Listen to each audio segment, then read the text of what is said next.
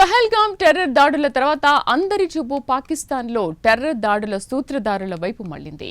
ఇక భారత ప్రభుత్వం కూడా పాక్ టెర్రరిస్టులకు గుణపాఠం చెప్పాలని నిర్ణయించింది. రేపో మాపో పాక్ టెర్రరిస్టుల స్థావరాలను కూల్చడం దాదాపు ఖాయమైపోయిందని భావించాల్సి ఉంటుంది. ప్రధానమంత్రి నరేంద్ర మోదీ త్రివిధ దళాలకు పూర్తి స్వేచ్ఛ ఇచ్చి పాక్ టెర్రరిస్టులకు కోలుకోలేని దెబ్బ తీసుకురావాలని ఆదేశాలు జారీ చేసింది. ఇక భారత వైమానిక దళం పాక్ టెర్రర్ స్థావరాలను కూల్చడానికి గట్టి ప్లానింగ్ చేస్తోంది. అయితే ముంబై టెర్రర్ దాడుల సూత్రధారుడు హఫీజ్ సయీద్ స్థావరంపై దాడి చేయడం అంత ఈజీ కాదని చెబుతున్నారు. బిన్ లాడెన్, మసూద్ అజార్తో పోల్చుకుంటే హఫీజ్ సయీద్ను లేపడం కాస్త ఇబ్బంది అంటున్నారు మిలిటరీ నిపుణులు. దీనికి గల కారణాలను ప్రత్యేక కథనంలో తెలుసుకుందాం.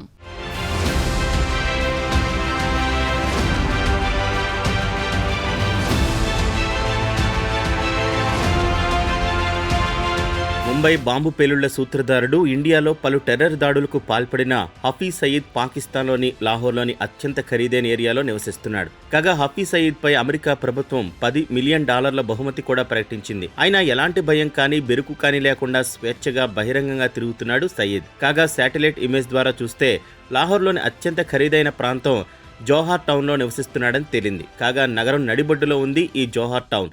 చుట్టుపక్కల సామాన్య పౌరుల ఇళ్లు ఉన్నాయి. దీంతో హఫీజ్ సయీద్పై మిలిటరీ ఆపరేషన్ చేయడం ఇబ్బందికరంగా మారుతోంది. గతంలో కూడా పలుమార్లు హఫీజ్పై దాడి చేసి లేపేయడానికి ప్రయత్నించినా ఆయన మాత్రం త్రుటిలో తప్పించుకున్నాడు.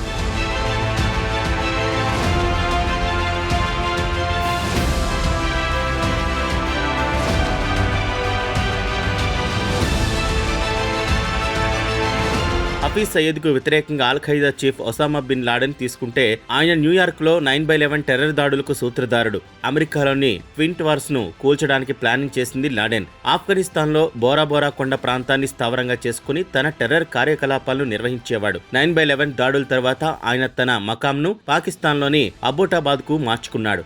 ఇక అబోటాబాద్లో సువిశాలమైన భవనంలో నివసించసాగాడు. ఇంటి ముందు ఖాళీ స్థలం, కాంపౌండ్ వాల్ ఉండేది.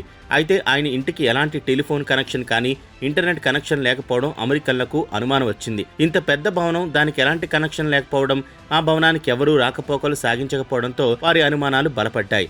అప్పుడప్పుడు ఇంట్లో పిల్లలు బయటకు వచ్చి కొద్దిసేపు ఆడుకుని ఇంట్లోకి వెళ్లేవారు. ఆ తర్వాత అమెరికన్లకు పక్కాగా బిన్ లాడెన్ ఈ ఇంట్లోనే ఉన్నాడని నిర్ధారించుకుని వెంటనే US మెరైన్ చాపర్స్ ఆయన ఉన్న ఇంటిపై ల్యాండ్ అయ్యి రెప్పపాటు కాలంలో ఆపరేషన్ ముగించేశారు. ఆయన మృతదేహాన్ని మూడో కంటికి తెలియకుండా సముద్రంలో పరేశారు. కాగా ఈ ఆపరేషన్ ను వైట్ హౌస్ లో కూర్చుని అప్పటి అమెరికా ప్రెసిడెంట్ బరాక్ ఒబామాతో పాటు అమెరికా మిలిటరీ ఉన్నతాధికారులు వీక్షించారు.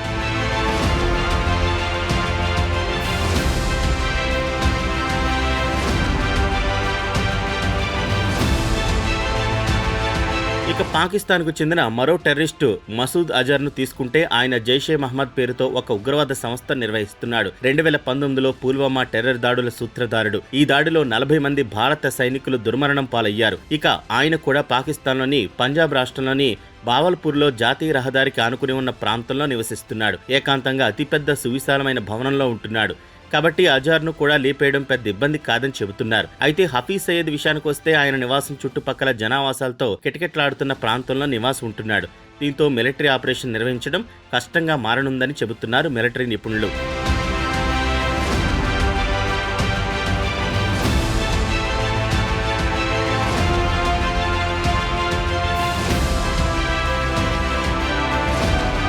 ఇక హఫీజ్ సయీద్ లాహోర్ కాంపౌండ్ విషయానికి వస్తే ఆయన భద్రతను దృష్టిలో ఉంచుకుని ఎత్తైన గోడలతో పాటు భద్రతను కట్టుదిట్టం చేశారు. ఆయనను కలవడానికి ఎవరికి అనుమతి లభించదు. 24 గంటల పాటు ఆయనకు గట్టి బందోబస్తు ఏర్పాటు చేశారు. కాగా ఆయన ఇళ్లు జనావాసాల మధ్య ఉండడంతో పాటు పక్కనే ఒక మసీదు, మదర్సా, ఆయన ఆఫీసు, ఒక ప్రైవేట్ పార్కు, ఆయన చుట్టుపక్కల ఆయన మద్దతుదారులతో పాటు పాకిస్తాన్ కు చెందిన భద్రతా దళాలు ఆయనకి 24 గంటల పాటు కాపలా కాస్తూ ఉంటాయి. టెర్రర్ దాడులకు ఆయన ఫైనాన్స్ చేశాడని పాకిస్తాన్ ప్రభుత్వం ఆయనకు జైలు శిక్ష విధించినట్లు పేర్కొంది. అది కాకుండా గ్లోబల్ టెర్రరిస్ట్గా యునైటెడ్ నేషన్స్తో పాటు అమెరికా కూడా ప్రకటించింది. అయినా సయీద్ మాత్రం బహిరంగంగా తన కార్యకలాపాలు నిర్వహిస్తున్నాడు. పేరుకు జైల్లో పెట్టామని చెబుతున్నా ఆయనకు జైల్లో అన్ని రకాల సౌకర్యాలు కల్పిస్తోంది పాక్ ప్రభుత్వం.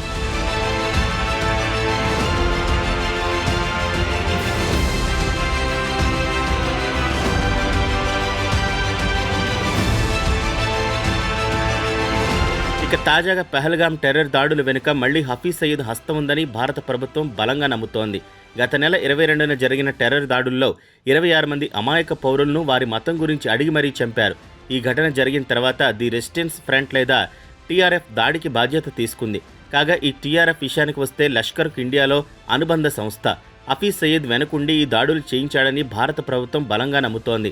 కాగా టీఆర్ఎఫ్ ఈ దాడులకు తామే కారణమని ప్రకటించి వెంటనే తమకు ఎలాంటి సంబంధం లేదని మరో ప్రకటించింది.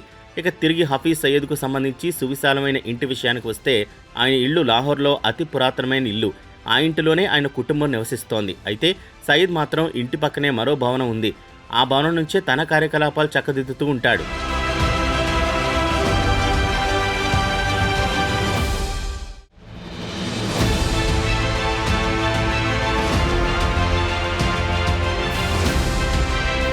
గత 10 సంవత్సరాల నుంచి హఫీజ్ సయీద్ తన ఇంటి పక్కనే ఉన్న భవనం నుంచి తన కార్యకలాపాలు నిర్వహిస్తున్నాడు. ఇంటి పక్కనే ఓ మసీదు, ఒక మదరసా, చుట్టుపక్కలంతా రెసిడెన్షియల్ ఏరియా. అయితే దినమంతా సయీద్ మసీదులోనే తన శిష్యులతో కాలక్షేపం చేస్తూ ఉంటాడు. అక్కడే టెర్రర్ దాడులకు ప్లానింగ్ చేస్తూ ఉంటాడు. గతంలో ఆయన చిన్న బిల్డింగ్ నుంచి తన కార్యకలాపాలు కొనసాగించేవాడు. అటు తర్వాత లాహోర్లోని ఆల్ ఖాద్సియా మసీదుకు తన మకాం మార్చుకున్నాడు. అక్కడే తన వర్కింగ్ ఆఫీస్ని ఏర్పాటు చేసుకున్నాడు. అయితే భారత వైమానిక దళం బాలాకోట్ వైమానిక దాడుల తర్వాత సీన్ పూర్తిగా మారిపోయింది. అప్పటి వరకు పాక్ టెర్రరిస్టులు దాడులు చేసినా పెద్దగా పట్టించుకొని భారత ప్రభుత్వం పుల్వామా దాడుల తర్వాత పాక్కు గుణపాఠం చెప్పాలని నిర్ణయించుకుంది. వెంటనే ఇండియాకు చెందిన ఫైటర్ జెట్స్ పాకిస్తాన్లోని టెర్రర్ క్యాంపులపై బాంబుల వర్షం కురిపించి నేలమట్టం చేసొచ్చాయి.